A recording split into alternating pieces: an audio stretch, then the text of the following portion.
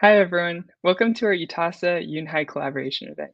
We're really excited to be partnering with Yunhai to bring you quality Ayu jelly seeds straight from Taiwan. Today we have Lillian and Lisa here with us, and they will be demonstrating how to make fresh Ayu jelly. For more information on this event and future events, visit us on our social media at ITASA National and our website at itasa.org. One of our biggest events of the year is actually coming up really soon, our annual national conference, which is hosted by Ohio State University this year. We're really looking forward to seeing all of you there and at our future conferences as well. We'll now hand it off to Lillian and Lisa from Yunhai. Hi Hi, everyone. I'm Lisa Cool. Smith. Hey, and I'm Lillian, and we're from Yunhai. So we'll kick off with Lisa giving a bit introduction on Yunhai. Yeah, so we started Yunhai about 3 years ago, and our main goal is to import artisanal, high-quality, small batch products from farmers and soy sauce breweries in Taiwan, and just really wanted to give visibility and kind of a runway for these excellent Taiwanese products that weren't previously available. Cool. And for everyone, you can go to our website. It should be right down over that. No, this way. You can check our website there or Instagram. And for other information about the IU event today, there's also the ITASA website below, so you can click that link here and follow along. Cool. And so before we get into actually making the IU, the schedule for today is that we'll first start by giving a brief intro on what IU is. Then Lisa will make the IU and show everyone how to do it. Then while we're waiting for the jelly to set, we'll go into a little more detail about, how IU is harvested, where it's from, and then we'll come back and check in to see if the IU has set and look at different ways to eat it. Cool. So to begin with, I think everyone knows that ayu is a very popular Taiwanese dessert. It's like a jello, often served with honey and lemon. In Taiwanese night markets, you often see it served like this in a big, big tub, and people scoop it out for you, and it's the ultimate sort of summer dessert. But I think not a lot of people actually know that the ayu is actually made from a fig plant. So it looks like just in the photo, it's a green fig. And it's a vine plant, so it grows alongside trees or anything it can kind of wrap its vine around. And what's cool is that these figs have lots of seeds inside, so kind of like any figs you might have seen before, and that these seeds actually contain a lot of pectin, which is kind of like the glue of the plant world. And when you rub these seeds in water, which we will do later with Lisa, the shells break down a little bit, and then the pectin will ooze out of the seeds and essentially glue all the minerals in the water together into a jello.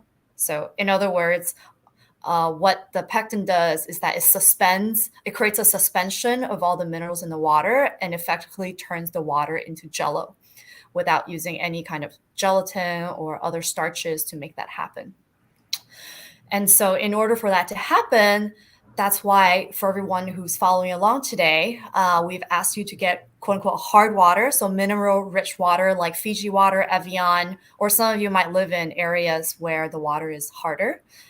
Because if we don't use hard water and if you use filtered water or distilled water, there's no minerals in the water. And so there's nothing for the pectin to gel together. And so that's why using hard water is really important. So moving on to today's seeds. Hopefully you have received this in the mail. And the seeds we're using today is from Alishan, which is in the Central Mountain Range in Taiwan. And often when you buy ayu seeds, the quality of the ayu is typically judged by how much water it can gel. So the better the ayu seed, the more water it can gel. So a typical one, if you are around the markets in Taiwan, you'll see that they'll give you the ratio of 1:40, which means 1 part seed will be able to gel up 40 times the amount of water into jello, which is really amazing. And for our seeds here, they are of the wild variety, and they actually gel up about 80 times its weight. So 1 gram of seed can gel up to 80 grams of water. And there are some really crazy ones that can gel up even to 100 plus times its body weight, if you will. So that's kind of one of the ways we can judge IU seed. And so for today, 4 key things as we move into making the IU. Just a quick recap. Number 1 is we must have hard water so that the IU seeds have something to suspend. Number 2 is the proportion. Oh yeah, as Lisa's showing you in the video, Fiji water. The second part is the proportion of seed to the water. So again, our proportion is about 1 to 80. So 1 little bag can gel up 80 times the amount of water. So it's for that little bag that we have and that you have with you, you can serve up to 12 to 15 people, depending on how much IU you want to eat. Then the third part is a mesh bag. So this is the bag Lisa's holding right now. So it's kind of like a semi-porous bag that basically allows the seeds to be trapped inside, but still lets the pectin sort of wash out. And so this can be any sort of muslin bag, any kind of spice bag, or some people even use pantyhose. You can also do that. And the last part, and this important part, is having a very clean environment. So make sure you wash your hands, make sure your bowls and whatever you're using have no oil or traces of sugar in them, because if you have any of those traces, they could, on a molecular level, disrupt the IU from gelling. So just make sure everything is clean and washed. Cool. So those are the 4 key things for making the IU jelly. And now we will move into Lisa to show you how to make it.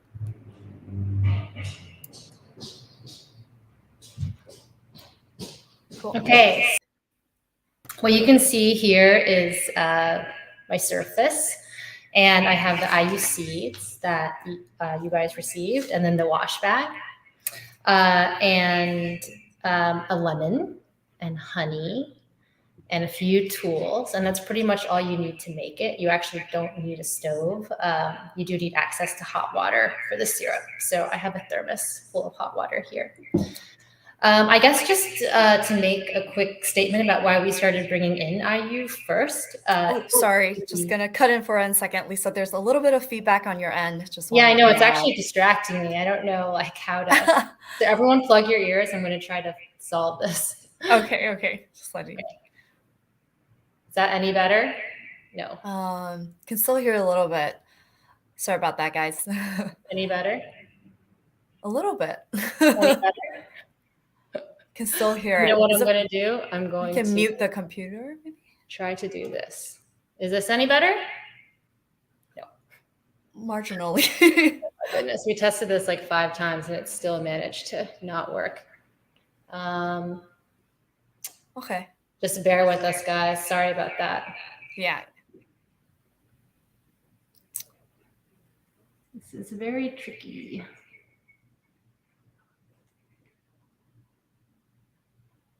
And while we figure that out, I can maybe shed a little bit light on, IU is such a classic Taiwanese item. And Taiwanese dessert, you have it all the time when you're in Taiwan. But over here in the States, it's often pretty hard to find.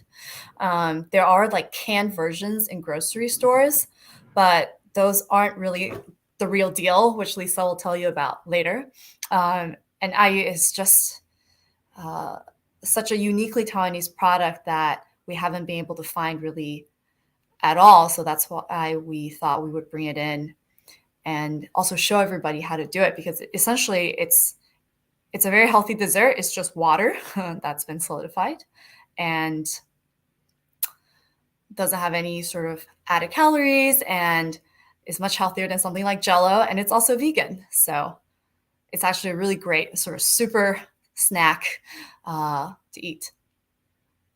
Cool. Yeah, Lisa, that looks pretty good. Can you hear me? Yeah, that's much better. Okay, great. So note for the production team, don't remove my Surface camera from the stream because then you won't be able to hear me. So everything's coming through this. But you can also see me, right? Yes. Okay, great. I feel much more natural because I can't hear myself saying what I'm saying like a half a second after. So this is great. So thanks, Lillian, for letting me know. But yeah, so just a quick note on why we started importing it. So when we started Yunhai, we were importing soy sauces and chili crisps and all these kinds of pantry ingredients. And Lillian and I talked and just thought, like, you know, the IU is such an interesting Taiwanese ingredient. It's actually pretty hard to find, like in the raw form, so in the seeds. You can find it canned, which is how I grew up eating it. So we became really interested in providing these ingredients for people to make Taiwanese desserts from scratch, like from the pure ingredients. So that's why we started importing it. And I think we're one of the only people to carry the IU seeds. So yeah, so anyway, how to make it. So all you really need is hard water, as Lillian said, and the seeds. And then once the jelly is made, then we're going to season it basically with like a sweet syrup. There's other ways you can serve it. We'll tell you about that later. But the jelly itself is fairly tasteless or flavorless. It's much more about like texture and mouthfeel. Sorry for the shadows, y'all. Try to hold this a little bit better so you could see it. So as Lillian said, the proportion is really the main thing that matters. So I don't know if you can see here, but I have a little measuring cup thing, and I had measured out 12 grams of seeds, but that, if you don't have a scale, that actually equals just about 2 tablespoons. So those of you who are cooking along or preparing along, you can measure out 2 tablespoons of the seeds, or 12 grams. Whoops. The next thing I have is a clean dish to do the rinsing in, and this is also going to be the dish that we set the jelly in. So I had previously cleaned this out just before to make sure, again, that there's no traces of oil or grease or sugars. And then you want clean hands. So I actually have a pair of gloves for me, just because I've been messing around with the table and the camera. So to be extra careful, I'm going to use gloves. You don't need to use gloves. You just need to use, just make sure that your hands are clean. And then obviously the water. So the first thing I'm going to do is measure out it's just under 1 liter of water. So basically like 936 grams, I think, but basically 950 milliliters of water. So those of you following along can measure out your water.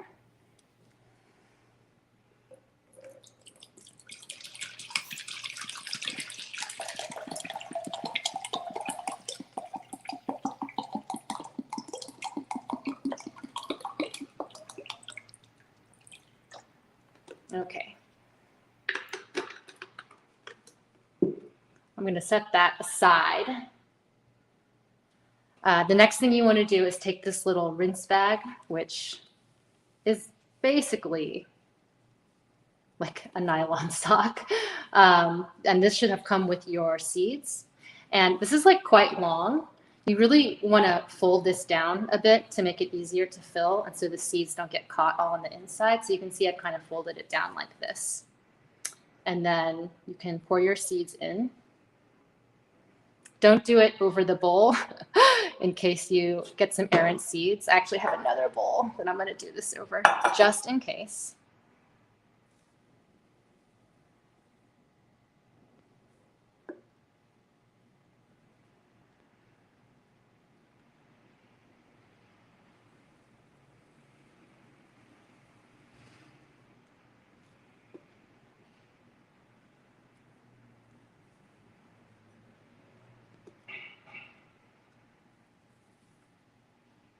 Okay, so I've got this in, and then you just want to knot it like 1 inch or so above the bulk of the seeds to give it a little room to move around, because the whole purpose is to kind of abrade the seeds and apply friction. So there you go. So for future reference, if you lose this, you don't have it, you can use a cheesecloth or anything that's kind of like a porous, clean cloth, like muslin cloth. So I'm going to go back to my prep bowl here. You just want to make sure you have something that is big enough to get your hands in. So like a cup won't work, for example. I'm going to go ahead and put my gloves on. Probably should have done that before I handled the seeds, but it's okay. All right. Ready for surgery. So I'm going to add the water into the bowl.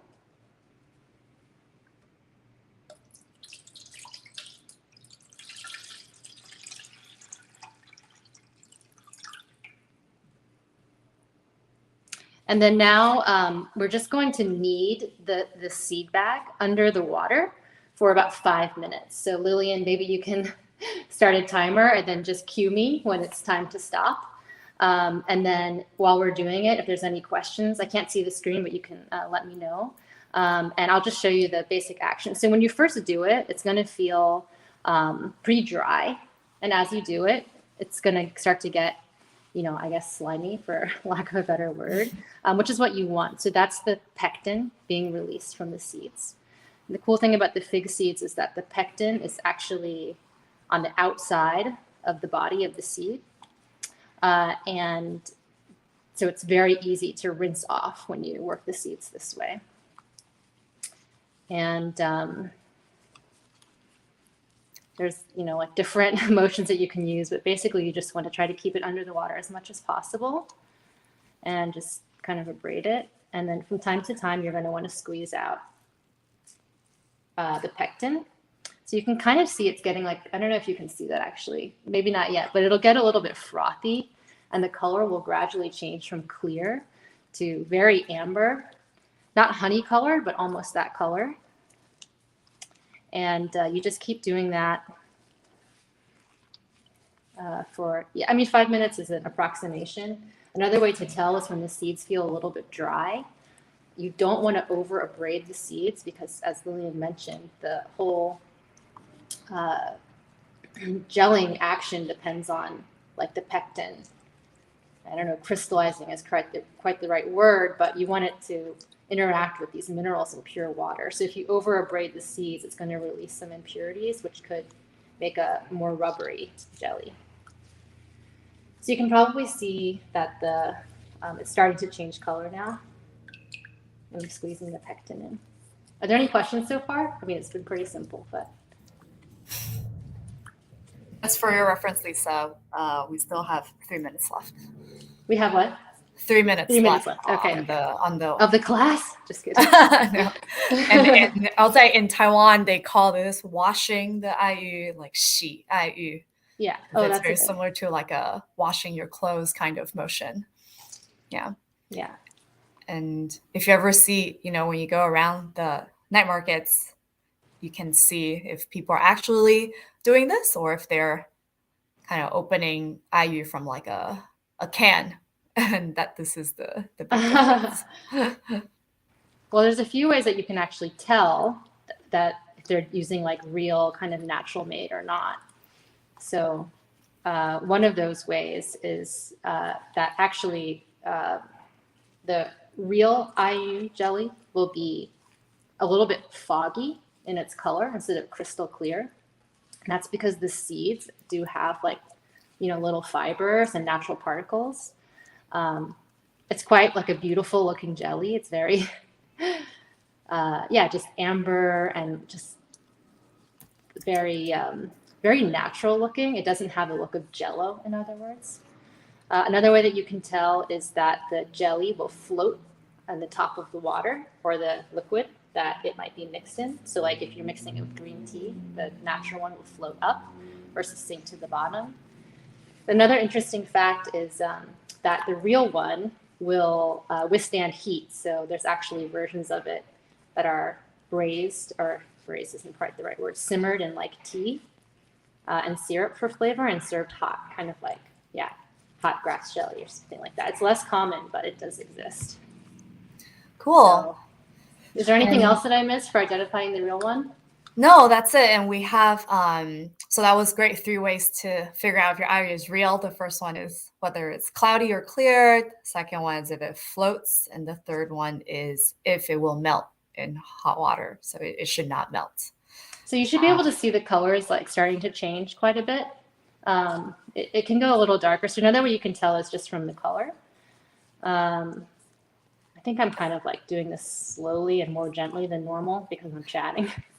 So that's actually really relevant. We have a question that says, how do we make sure the wash bag doesn't break? The wash bag itself is pretty sturdy because it's made of nylon. So not to reference pantyhose again, but it's very strong. It's very stretchy. So it's not really going to break that easily. If you're using like a muslin with the more open weave, or even like paper, like there's some like coffee filter type bags, it can break, but all you have to do is just strain the liquid. So it's not the end of the world if some seeds come out. Just when you're done, just take it and strain it into a new container. It's not going to affect the gelling. And you'll be able to get those seeds right out. Perfect. And now we are 5, 4, 3, 2, 1. And now we're done. Okay. I'm going to get the last bits out here and set this aside. Okay, so here's the jelly, and you can put it in the fridge if you have one. That might help it set up faster. I'm in a pretty cold room because I can't turn the heater on because it's too loud. So I think mine will be fine. Generally, it should take about 30 minutes to set. And, you know, if it's like hot outside in summer, it might take a little longer. So, yeah, it depends on your room. And the other thing is, like, within 5 or so minutes, you should be able to tell if it quote unquote worked, because it'll start getting like kind of wavy and goopy. So yeah, you'll definitely be able to tell. And reasons that it wouldn't work would be that the container was contaminated, it had grease in it, you didn't use hard water. I tried to make it with tea once, and that probably had too much stuff in it and it didn't work. But yeah, hopefully all of yours works tonight. And I'm gonna set this somewhere very safe. Yes, like Lisa said, using putting it in the fridge or even washing it with cold water would help it gel a little more quickly. But not to worry, if you don't have one, it's totally fine to let it sit out and gel naturally as well. That, like in Taiwan, they often just let it sit out, and that's totally fine as well. Yeah, you don't need a cold temperature to set it, which is kind of interesting.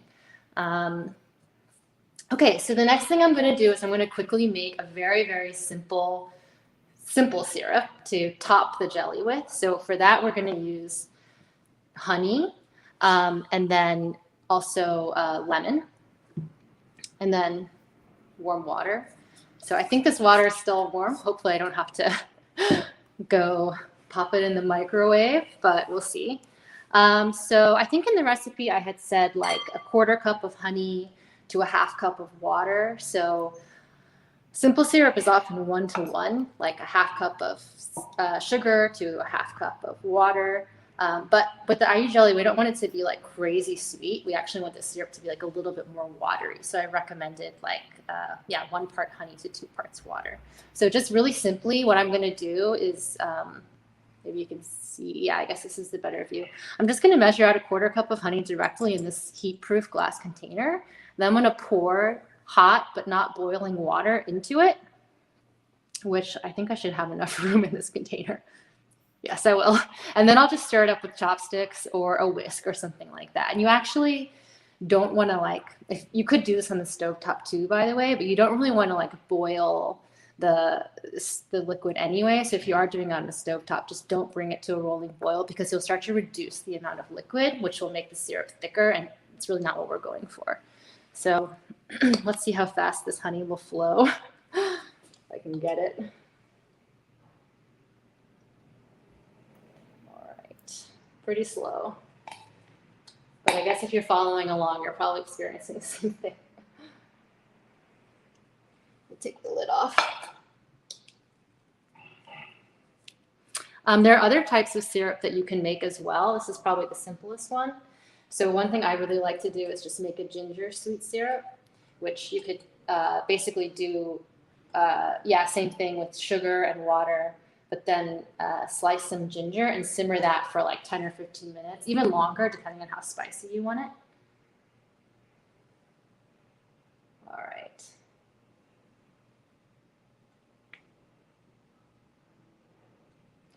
This room is very cold.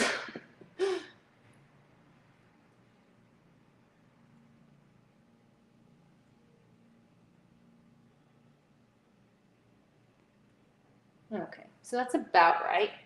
And the thing with the syrup is it's very forgiving. So if you like yours sweeter, add more honey. If you like it less sweet, add more water. It's a super simple assembly. If you don't even feel like making syrup, what I do when I'm lazy is I actually just put a little bit of maple syrup over the jelly and then add some water. and lemon juice, and keep it pretty basic. Okay, yes, the water's still steaming. That's great. Okay, so here's my thermos of hot water. I'm just gonna add it to the 3/4 cup.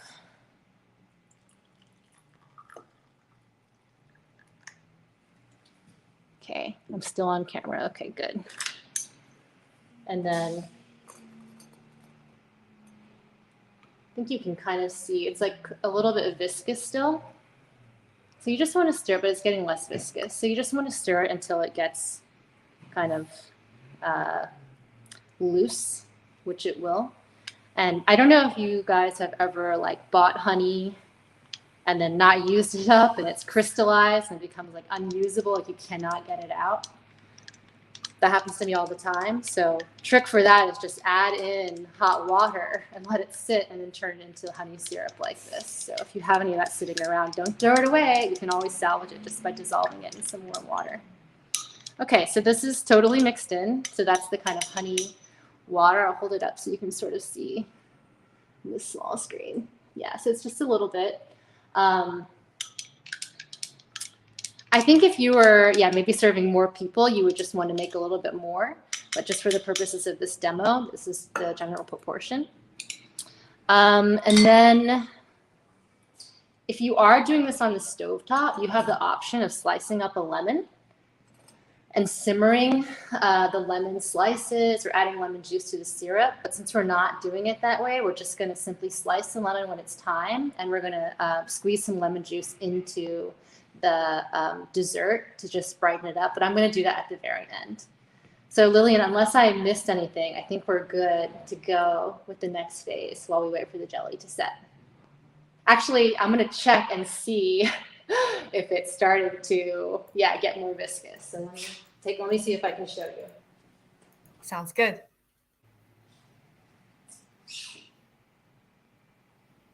Can't quite see it yet.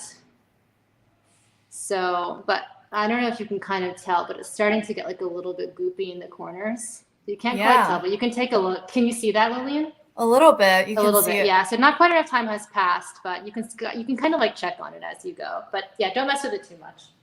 Yeah, try not to touch it or put anything in it while you're waiting for it to set. Just leave it. Don't poke anything in there. Okay, so I think that Lillian, maybe you should just run the next part of the show, and then when it's time to add me back, whoever is running it can add back both cameras for me. Otherwise, you're not going to be able to hear me. Okay, cool. So thanks, Lisa, for showing us how that works. So or you can just leave it like this. Sorry to direct from the presentation, but just leave both cameras on. That's fine. Yeah, that's fine. Okay. So now, while we wait for the jelly to set, we're going to go into a little bit about how ayu is harvested and a little bit about where our ayu seeds are from. So to start, our ayu is from Alisan, as we mentioned earlier, and it's from the Aboriginal village of Dabang, which you can see here in the photo.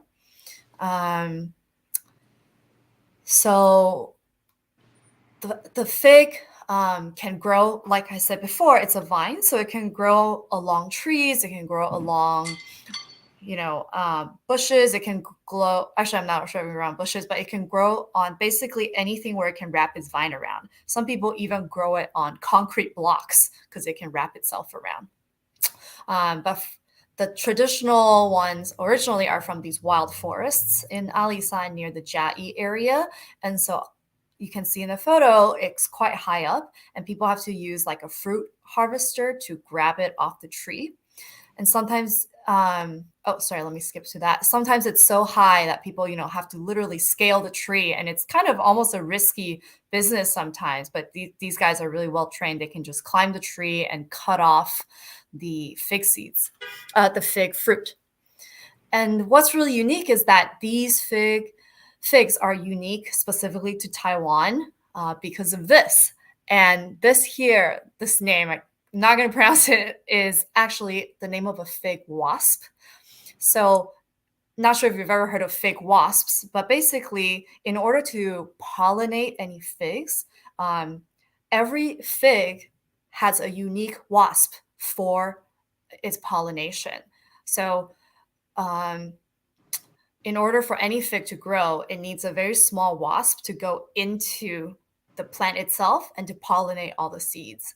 And the reason why ayu is unique to Taiwan is because we have this wasp that's almost in like a symbiotic relationship with the fig. And that's what allows it to be fertilized and create all the seeds that we're using to make the jello. Yeah, actually, this plant is grown ornamentally around the world. So even in gardens in the US, you see it, but it doesn't flower, or it doesn't fruit, rather, because there's no wasps. So you can think about the jelly as actually being a product of the wasps and not necessarily just the plant, which I think is such a beautiful story because, yeah, you can export the seeds in the plant, but you can't export the wasps. Yeah, exactly. I think I read an article that said, Taiwan's an island, and basically the wasps are not able to fly beyond the ocean range because it's too far. So that's why they'll always be in Taiwan. Cool. So now we're going to jump forward. So, earlier we said, guys climb the trees and they try and cut to harvest the figs. And then once they harvested, the figs kind of drop all over the forest floor. And everyone kind of scavenges and collects all of these figs into a bag.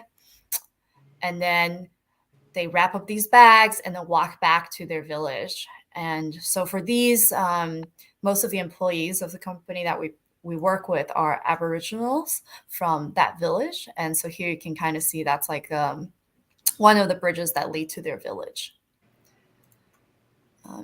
And after they bring the figs back, what they do is they shave off or they peel the outside off. So here you can see a lot of the shavings. And once they shave it off, you get to the core of the fig, which is in the bottom half of the picture there.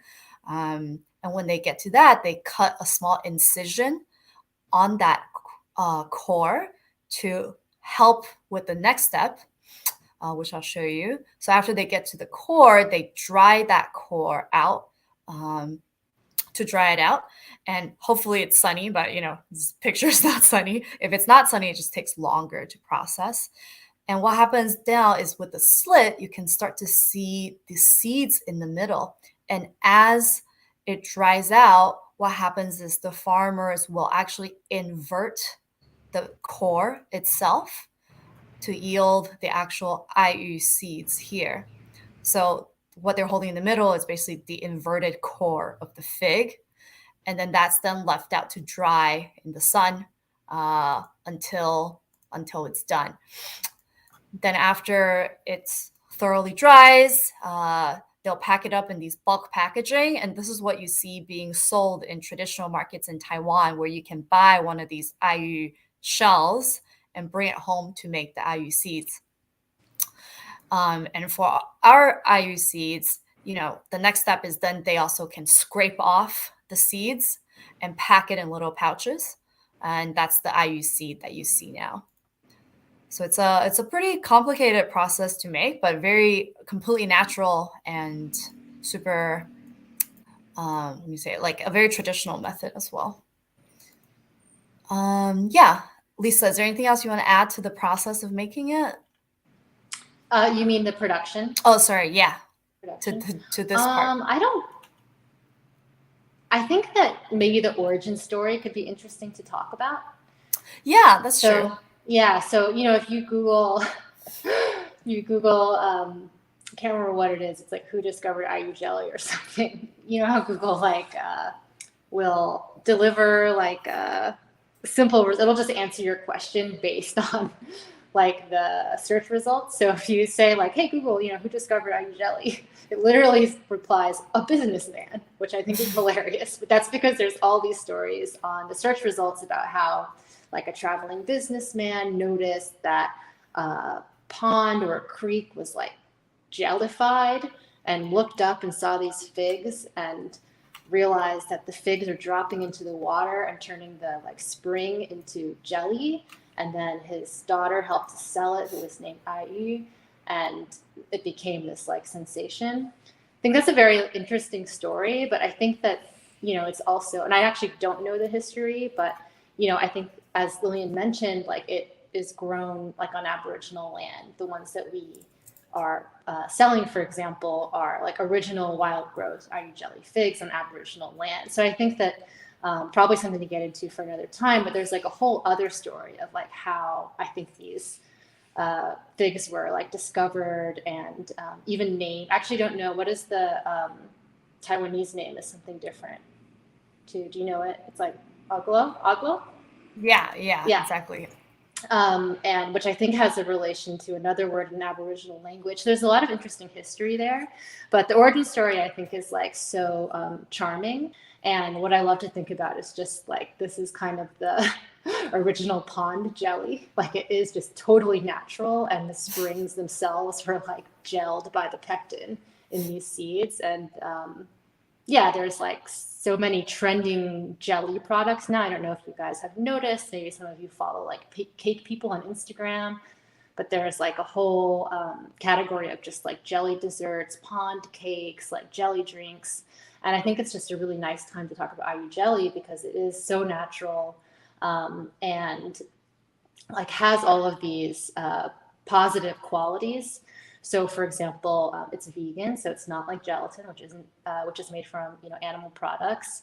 Also, the setting time is quite short, and I think like what I love most about it is that it's like 99% water.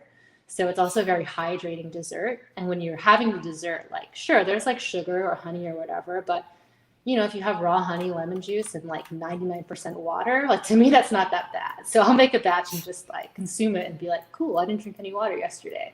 I'm just going to have IU jelly all day, feel better.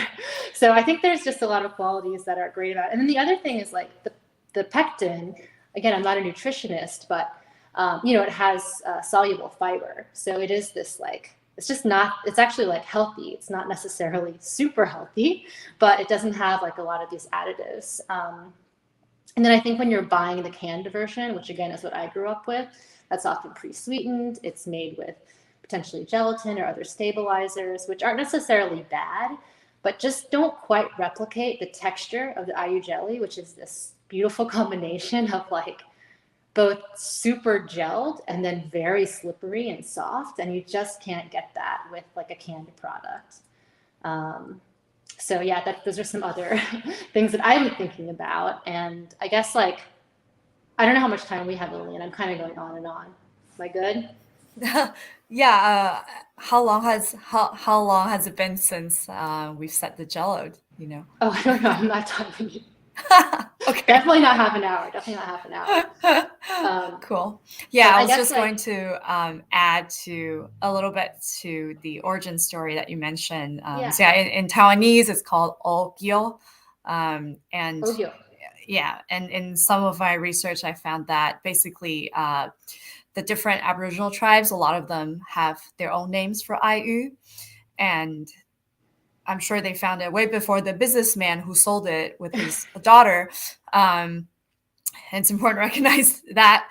Now, but one interesting story I did read is that so IU, I guess, ripens during a specific time of the year, and that time of the year, some animals will also come out and eat the fruit. And so sometimes, at least in this one publication that I was reading, that the ripening of the IU also signifies like the harvest, like the hunting season is in play. And so it has sort of like other functions than just eating, but signifies like, okay, this is the time we can go and hunt some of these animals. Yeah, very interesting.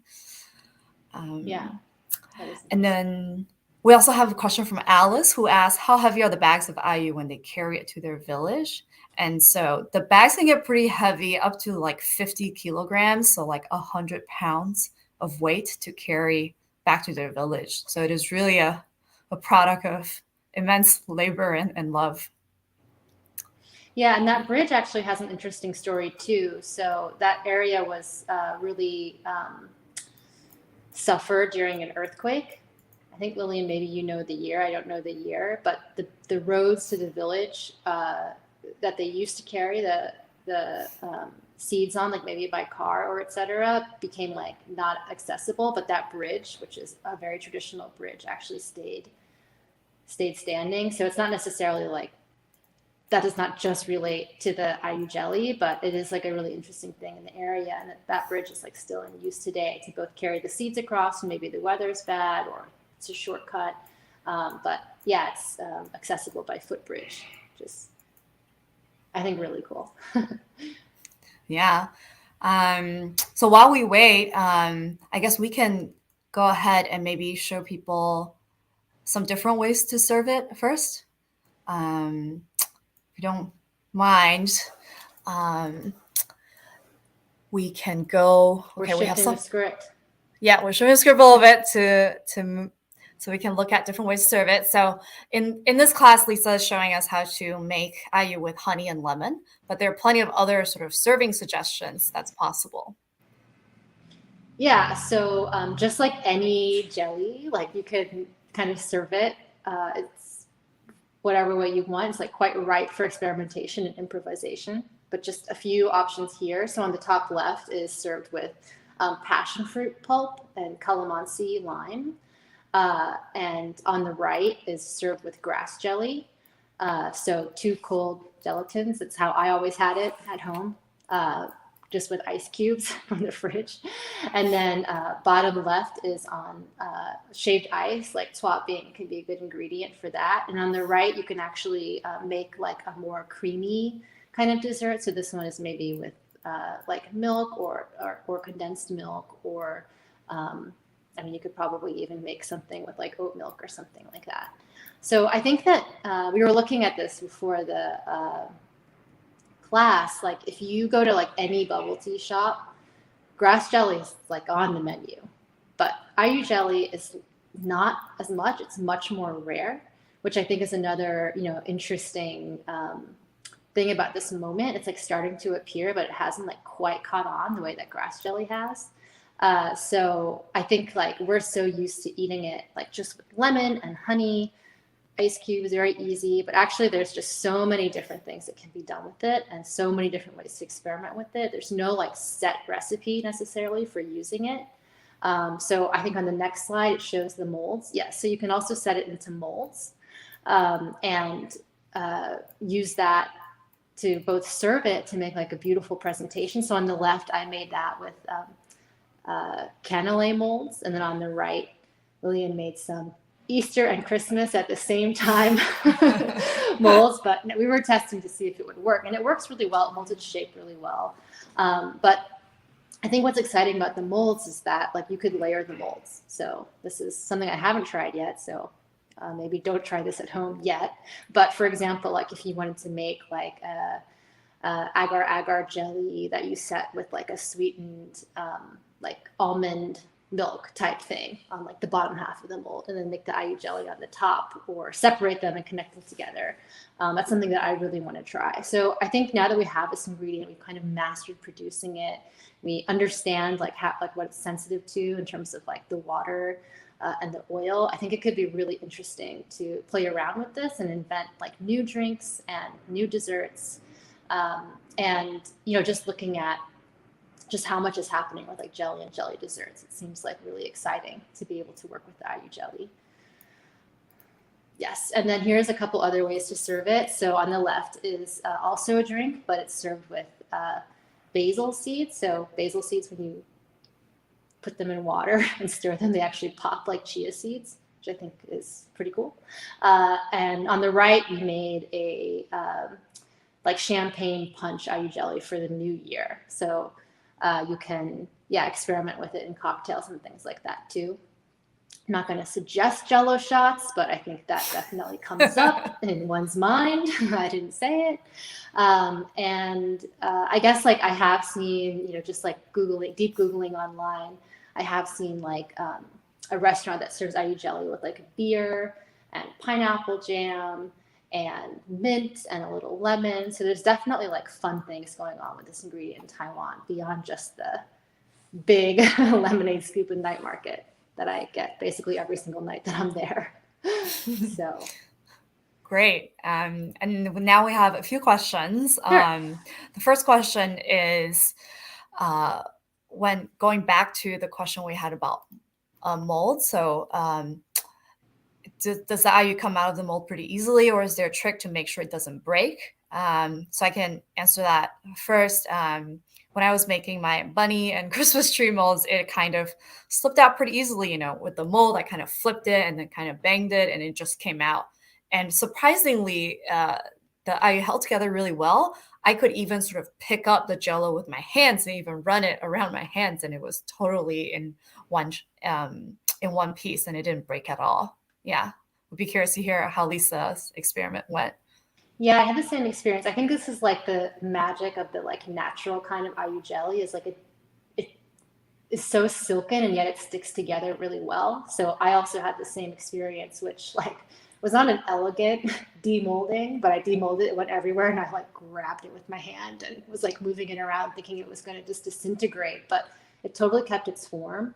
I would definitely suggest if you're going to do like a deeper mold, like the cannelé molds, to get like a silicone mold, because you can kind of like just squish it out a little bit. So with the cannelé molds, I don't know if you can see me on the screen, but I just like squeezed it a little bit at the top and like lifted the mold, and the whole thing just came out. I didn't have to like, I mean, obviously don't oil them, but I didn't have to like prime it in any way. I just used a silicone mold. It will probably work with metal molds too, but you might just have to like, I don't know, maybe like tap it or something like that. But silicone molds work great. Great. And then we have one more question, which is, what's your favorite way to eat IU, and which way do you want to try it that you haven't tried yet? So I can also jump into that first. I think my favorite way is definitely the classic way of honey and lemon. It's just such a great way to be refreshed in the summer. And a few ways that I really would like to try, which I've only tried a little bit, but not really enough, is hot IU. Like in the winter, I love eating hot grass jelly, like Sao Xian Cao. But really, there's also Sao IU, like hot IU, and you can drink it in like a brown sugar ginger soup and have the jelly texture, which is really great to have in the winter, like an alternative to Sao Xian Cao, which I really loved. Yeah. Yeah, I think that the hot jelly, the hot IU jelly is something that we're really trying to master too. So I made it. We developed a recipe for it. It's on our website, so you can get to our website via the ITASA link. And that's a really interesting recipe, because you're like simmering in tea, this thing that feels like it's going to fall apart and melt, but it never does. It seems like a miracle. So that is a really exciting one. I think I still want to play around with those ingredients more. And I personally love to have this with tea.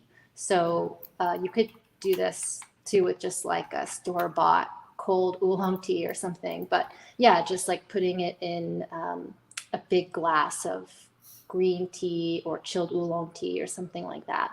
And adding some honey and lemon. So it's very simple. I really like to have that. And for me, I'm obsessed with passion fruit jam to make like a passion fruit tea. So I often add like a dollop of the passion fruit jam too, which I just get in the Chinese grocery store. It has a lot of sugar, and all the stuff I said about IU being healthy like goes out the window. But yeah, that's a really great way to have it too. Great. And we have another question, which I think is a good subject to talk about, which is how long the IU jelly lasts, and the fact that it turns back into liquid in a few days. Lisa, do you want to talk about that? Yeah. Just explain so I think how it that, works? I mean, if you look online, people say it turns back into liquid in like a couple of days or something, but I've found with at least our seeds that it can last for a week. So if you make a big batch, you can put it in like, yogurt containers or Tupperware or whatever in the fridge. It will start to liquefy a bit. So like when you take it out of the fridge, you may think this is totally liquid, but once you scoop it, it's still got quite a bit of jelly.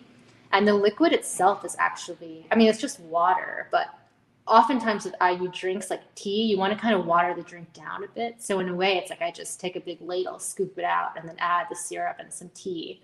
And it's just ready to go. So it does last for quite a long time. I mean, a week to me, but like, try to finish it up in like 3 to 4 days, but it should be fine. So if you want to make it ahead, you're not going to get that like super bouncy that you're going to get right, like, within a couple hours of making it, but no one's going to know the difference actually. So my mom was here and we were like eating it, every day for like the whole week.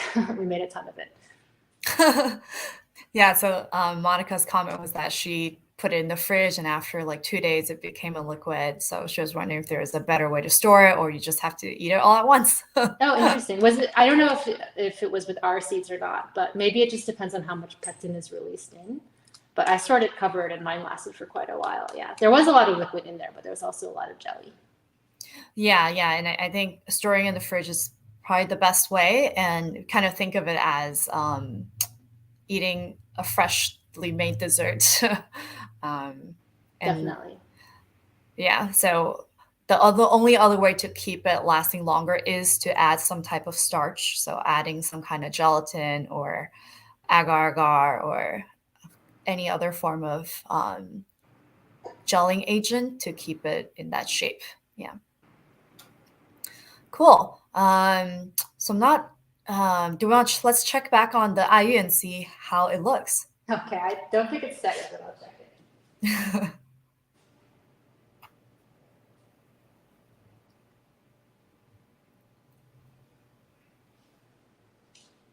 Mine is still setting. I don't think it's been like half an hour yet, but it's definitely setting. So if I touch it, which I don't want to do too much, I can feel that it's kind of bouncy, but there's still quite a bit of liquid on top. Depending on the time, I made another batch about an hour and 15 minutes ago that I think is set. Lillian, should I get that out? Yeah, let's take a look at that and see how it looks after an hour and a half.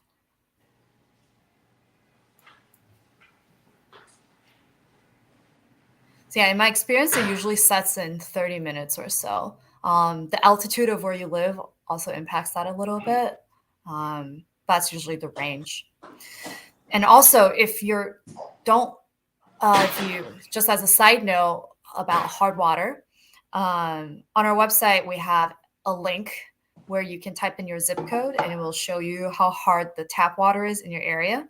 It's not 100% accurate because every building may be different, or your house might have a water softener installed. But if you look up that website, you might be able to find if your water is really hard in your area, then there's a chance that you don't need to buy Fiji water or Evian, and you can just use your tap water. So you can, follow the link in ITASA's page to get to our recipe and find out how hard the water is in your house. Cool. So that's the jelly for an hour and a half. It looks great. Boing. So if I touch it, I move it around. So it should solidify. I mean, you can probably see like at the spotlight on it. What was that? There we go. So you can see that the surface is quite hard. And so we're basically ready to go. So you can just scoop it straight out. So I'll just try, see what that's going to be like. Boom. Nice. Yes, it worked. Moment of truth. Yeah, let's try to get a better view here. The sun is setting. Another thing that I've seen people do is they just take a knife and they go ahead and cube it in the tray or the bowl. This is especially good for like if you're going to make a beverage, because you don't necessarily want giant. I don't know what's the unit of jelly? A bloop? I don't know. You don't want like giant jelly clumps in your drink necessarily. So you can kind of cut it up small. And then when you scoop it out, you can kind of see, you guys see it's kind of cubing a little bit. So it creates that kind of organic cube. We have a question to ask. How do you manage how hard or soft the jelly is? So if you prefer more chewy, less chewy. Yeah, so I think you could probably experiment with that a bit. So there's two ways. One is how much you abrade the seeds. The more you abrade them, the more pectin comes out. I actually think my last batch is taking a little longer to gel up because I had gloves on, I couldn't tell how much pectin I was getting out actually. And I probably, if we were on the timeline, would have done it a little bit longer. But if you want something looser, you can do that. Or you can just simply use more water or less seeds. You can play with the ratio. Is that accurate, Lillian? Yeah, that's right. So I'd say for our seeds, the ratio is about 1:80. And if you're looking for a softer one, you can try 1:70 and test it out and test out just a little bit to see if it's the texture that you like. And we do generally recommend rubbing it for about 5 minutes to get to the to really fully release all the pectin. But like Lisa said, you can also try rubbing it for just 3 minutes or so to get a looser texture. Yeah, I think the time thing is a guideline too. So just use your, like, if the seeds feel dry, you've gotten out all the pectin. I make this with my kids a lot. They're like super slow and barely can deal with it. So it can take like a really long time to get the pectin out. So that's just a guideline. Like if you're just like really actively doing it. Okay, so should I serve up the dessert? Or? Yeah, please Okay, do. great. So I've got my elements here. I have my lemon syrup, which is still a little bit warm. So if I was making this for friends, I would probably do this a little bit more ahead of time and have the honey syrup like cool already. But that's okay because I got ice cubes from the restaurant next door. And then I have lemon. So I'm slicing the lemon here for garnish. And then I'm going to actually squeeze the juice of the lemon. You can do this just by hand over, just don't let the seeds go in, or I have a lemon squeezer, which makes it very easy. So here's a bowl, and I'm just gonna scoop out some of the ayu jelly. This bowl's kind of big, so I'll make a big portion for myself.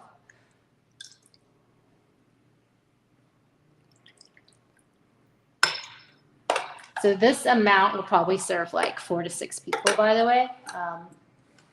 You'll see that people will want seconds.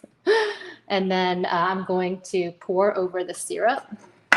So maybe you can see it. Sorry, the light is kind of rough, but just pour like a little bit of syrup. People can add more if they want it sweeter. And then I'm gonna do the lemon juice.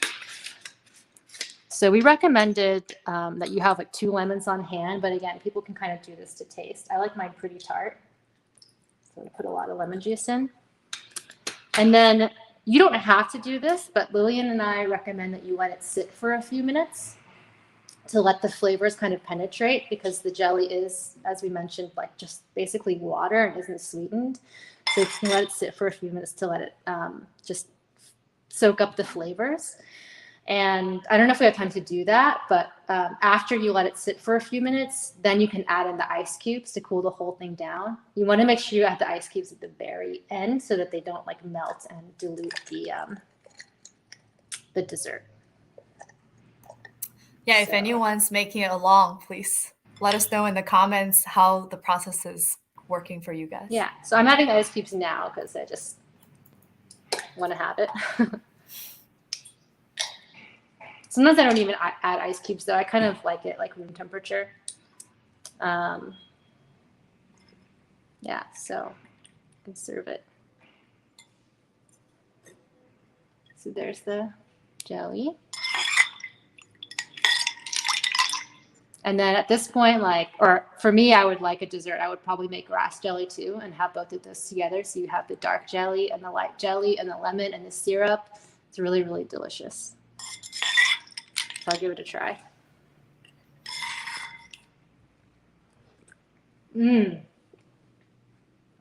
It's so good. I mean, I guess mostly I'm eating honey and lemon, but the jelly makes it like, it's like you're chewing honey and lemon. It's delicious. And yeah, like kind of, that? It looks beautiful. Yeah, it's beautiful. Maybe, yeah, it's hard to show in the light, but on a hot summer's day, a amber colored like jelly ice cube is probably like the most beautiful sight that I know.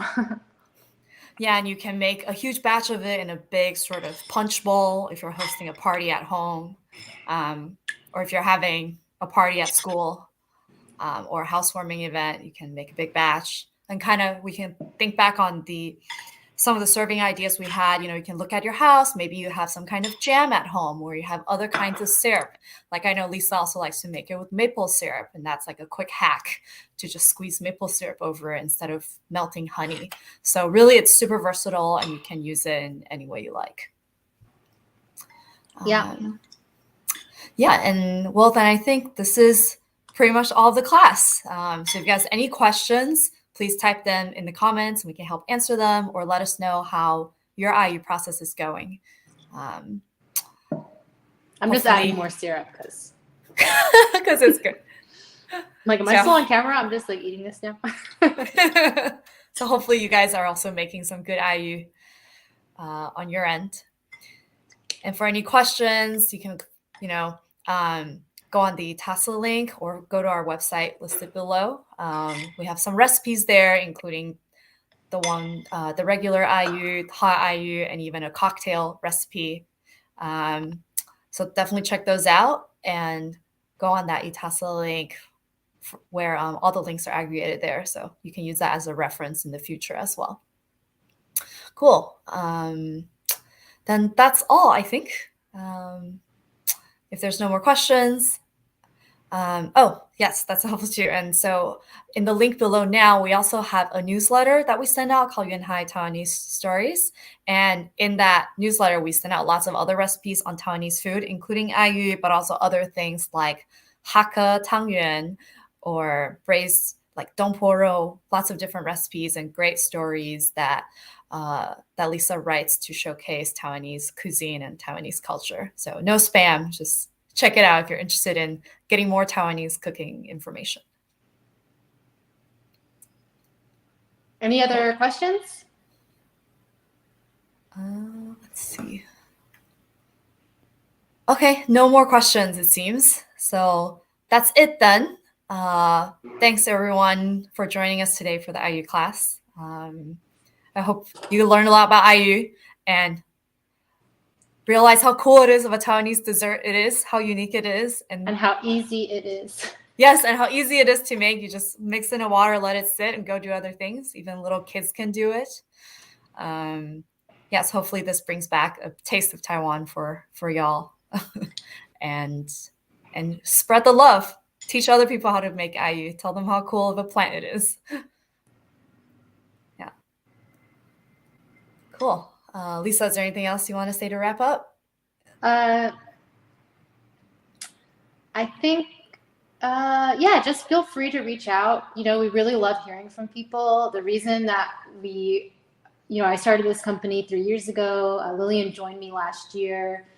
We care about Taiwanese food and the representation of Taiwanese food, the availability of Taiwanese food. And I'm half Taiwanese, and I was born in the States.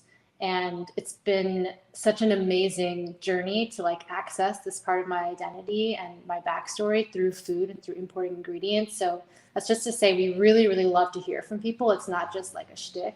We love to hear, how people, their experiences of making this, any memories they have, any tips you have. It's all fair game. So please do reach out. Thanks, guys. And now we'll hand it off to ITASA to wrap it up.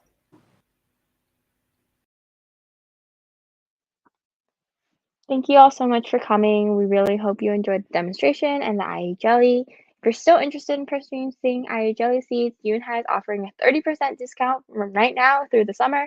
You can find all relevant links on our ITASA page displayed on screen. Thank you again for coming, and we hope to see you soon at our conference.